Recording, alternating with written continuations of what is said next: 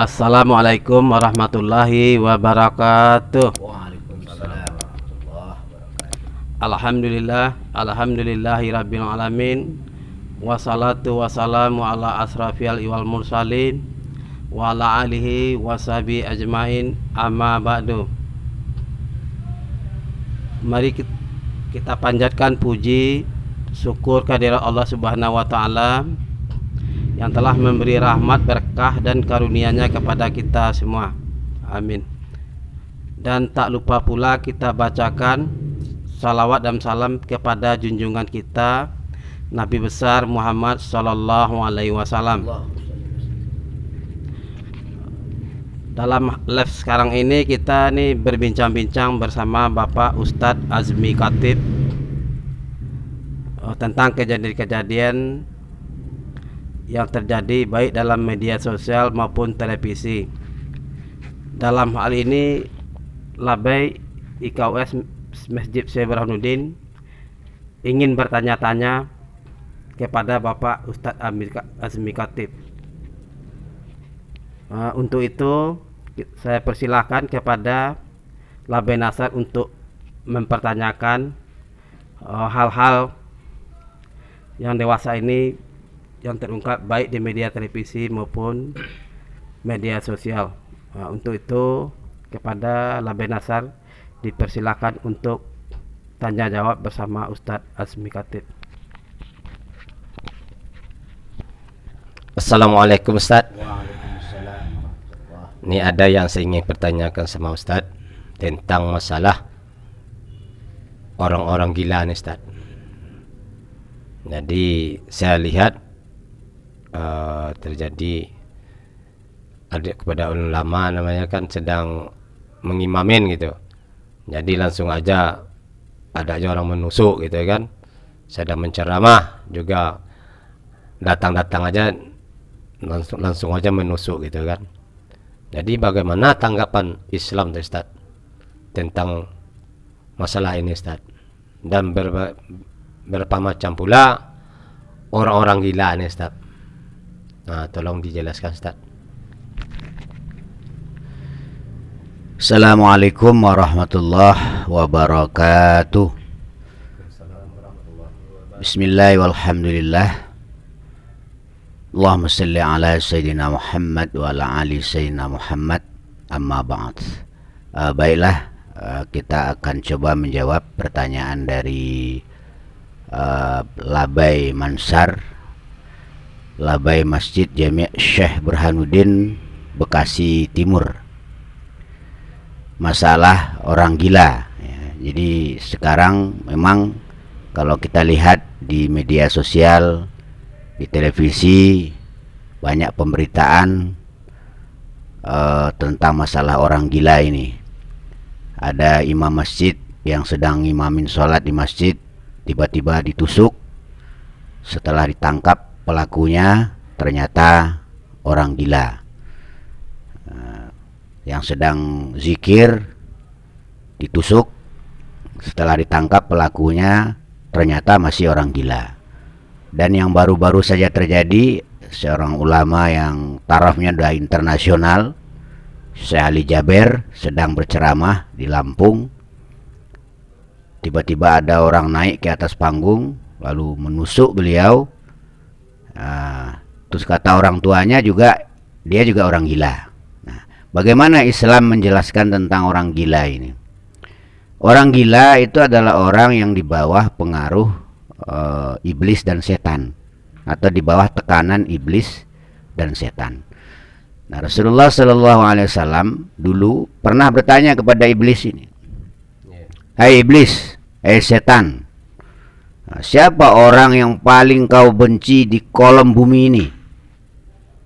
Siapa orang yang paling kau benci pada kehidupan dunia ini? Kata iblis dan setan ini, ya engkau Muhammad yang paling kubenci. Kenapa? Kata iblis, gara-gara kamu Muhammad, saya kekurangan pengikut.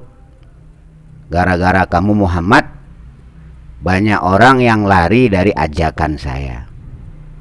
Nah, sekarang Nabi kita Muhammad SAW udah wafat. Nah, dan tugas kenabian, tugas kerasulan ini dilanjutkan oleh para ulama.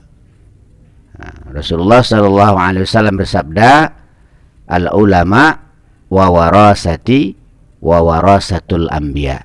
Ulama adalah pewarisku dan pewaris para nabi-nabi. Kalau dulu iblis dan setan itu benci sama Nabi Muhammad, ya. Nah sekarang iblis dan setan itu mempergunakan orang-orang gila, ya, untuk menteror para penerus perjuangan Nabi Muhammad sallallahu alaihi wasallam. Jadi orang-orang gila ini di bawah pengaruh plus di bawah tekanan iblis dan setan, sehingga dia dengan liarnya, dengan beraninya menusuk para ulama-ulama kita. Nah, adapun masalah jenis-jenis atau macam-macamnya orang gila ini banyak. Ya. Pertama, orang gila jabatan. Ya. Ini orang gila juga, gila jabatan. Nah, orang gila jabatan ini kalau kelepasan jadi gila benaran nanti ini. Dia akan menghalalkan segala cara untuk mendapatkan jabatan dan mempertahankan jabatannya. Kalau perlu sikut kiri, sikut kiri, sikut kanan, sikut kanan. Kalau yang halal nggak bisa, yang haram pun akan dia lakukan, asal dia bisa dapat jabatan atau mempertahankan jabatannya. Ini juga termasuk orang gila. Bahkan orang gila model begini lebih berbahaya daripada orang gila benaran. Ya. Kemudian ada juga orang yang gila harta kekayaan. Ya, sampai-sampai dia mendatangi dukun, ya, melihara tuyul, memelihara genderuwo untuk bantu dia supaya tetap bisa jadi orang kaya atau mendapatkan kekayaan. Ini juga termasuk orang gila, ya. Dan masih banyak yang lain, ya.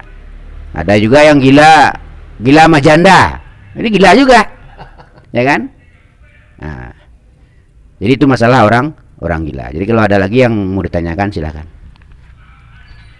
Ada sudah yang saya tanyakan lagi, yang pertanyaan kedua Ustaz, tentang masalah kita sesama orang Islam Ustaz, sama kita sama orang beriman gitu kan.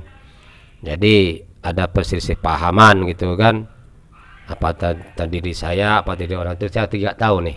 Nah, jadi setiap saya tegur ketemu dia diam gitu Ustaz ya. Jadi besoknya lagi ketemu lagi, saya pokoknya di mana ketemu lah hati saya tetap menegur. Masalah di diri saya tidak ada rasa bersalah. Nah, jadi kalau seandainya saya udah sering menegur tidak menjawab Ustaz, jadi akhirnya saya perasaan saya udah malas juga menegur Ustaz. Apa saya berdosa atau Ustaz kalau seandainya saya tidak menegur dia lagi Ustaz? Nah, bagaimana tentang di agama itu Ustaz? Mohon dijelaskan. Persaudaraan dalam Islam, ya. Rasulullah Shallallahu Alaihi Wasallam memberikan keringanan masalah permusuhan, pertengkaran atau kesalahpahaman dalam Islam itu 3 hari. Kata Nabi, tidak halal bagimu mendiamkan saudaramu lebih dari 3 hari. Jadi kalau kita mau tidak bertegur sapa boleh, tapi jangan lebih dari 3 hari. Ya, kalau udah 3 hari berarti udah nggak halal. Berarti keislaman kita perlu dipertanyakan.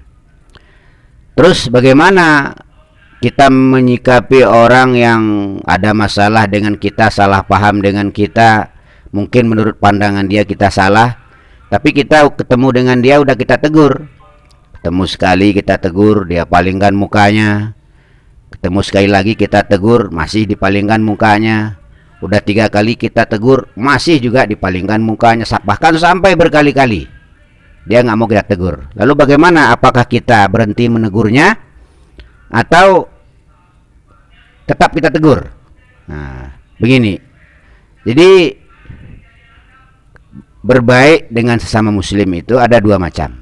Ya, pertama secara zahir, kedua secara batin.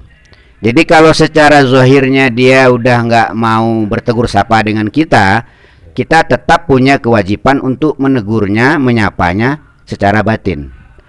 Caranya bagaimana? Ya, kita tegur dalam doa-doa kita. Kita doakan dia kepada Allah. Ya Allah, mudah-mudahan Engkau beri dia hidayah. Ya Allah, mudah-mudahan Engkau beri dia petunjuk sehingga kami bisa bersaudara kembali. Nah, kalau sekiranya kita tegur lagi akan timbul masalah, misalnya jengkel di hati kita, ya sebaiknya kita menghindar untuk sementara sambil kita berdoa kepada Allah Subhanahu wa taala. Kira-kira begitu. Ya, itu tadi pertanyaan Labai Nasar, Labai Ikus Syekh Burhanuddin. Untuk itu saya juga mau bertanya nih Pak Ustadz nih, ya tentang masalah penusukan ulama kita yang terjadi di Lampung itu Ustadz. Saya baca di media majalah koran gitu kan, saya lihat kebesaran hati Ustadz Syekh Al-Bajaber ini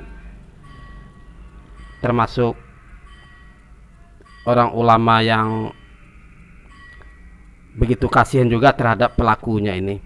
Saya baca di koran itu, setelah dia ditusuk, dipukul rame-rame sama yang umara yang datang mendengarkan ceramahnya, dia malah melerai gitu kan.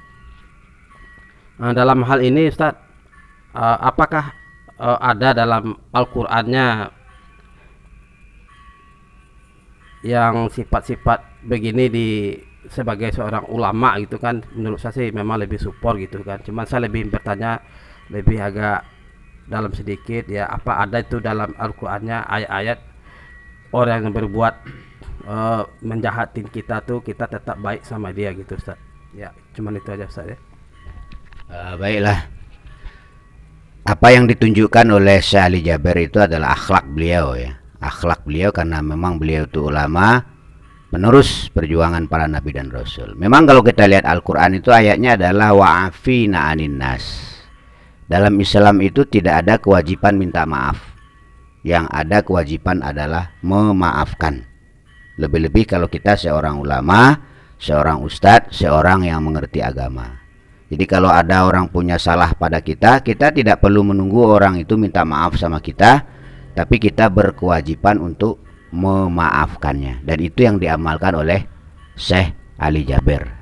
Ya, tapi walaupun dimaafkan secara sesama muslim, sesama manusia, proses hukum tentu tetap dilaksanakan supaya hal-hal seperti itu tidak terjadi pada masa yang akan datang. Jadi kalau setelah ini misalnya ada orang bersalah sama kita, kita tidak perlu menuntut dia minta maaf sama kita, tapi kita berkewajiban untuk memaafkannya. Jadi kewajiban dalam Islam itu adalah memberi maaf, bukan meminta maaf. Ya terima kasih Ustaz atas penjelasannya. Labai, ada yang mau ditanyakan lagi? Cukup ya. Ya sekian live bersama Ustadz Azmi Khatib, bincang-bincang seputar masalah penusukan ulama ini. Ya untuk itu kita ucapkan terima kasih banyak kepada Ustadz Azmi Khatib. Wabillahi taufik wa hidayah. Wassalamualaikum warahmatullahi wabarakatuh.